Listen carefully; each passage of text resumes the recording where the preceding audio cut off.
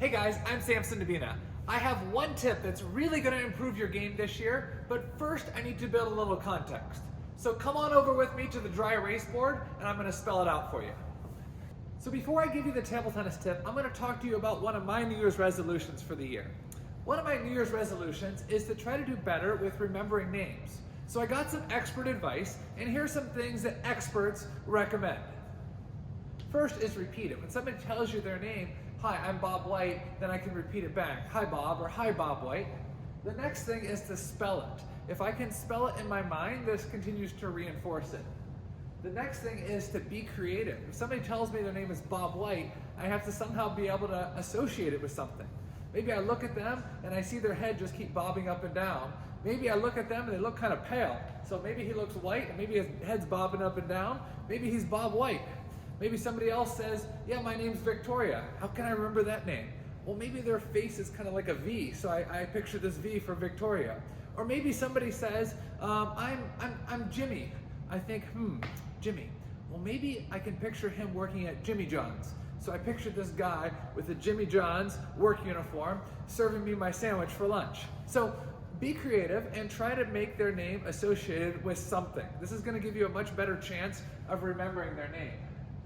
Use it 4 times in the first 2 minutes. So try in the context of talking to them, regardless of what you're talking about, try to use their name at least 4 times, write it down, and then review it. So these are some things that I'm going to try to implement this year to do better with remembering people's names. Now, how does this apply to your table tennis game? Well, when you get advice from your coach, what's the retention rate? Well, when you hear it for the first time, a lot of times you think, yeah, I'll remember that. By an hour later, you've probably forgot 20%. By the next day, you probably forgot 50%. And then by the next month, you probably forgot 90%. So if you're gonna get the most out of all of your private lessons and group classes and camps this year, you need to be able to remember it. So when the coach gives you advice, take these same things. Repeat it. You can even repeat it out loud back to your coach, or you can repeat it in your mind. Spell it out, be creative, and try to think, how can I be as creative as possible at implementing these things and remembering them? Use it. Use it in your practice. When the coach is giving you advice, you're going to be able to remember it best if you're using it in the context of the exercise. Write it down and review it.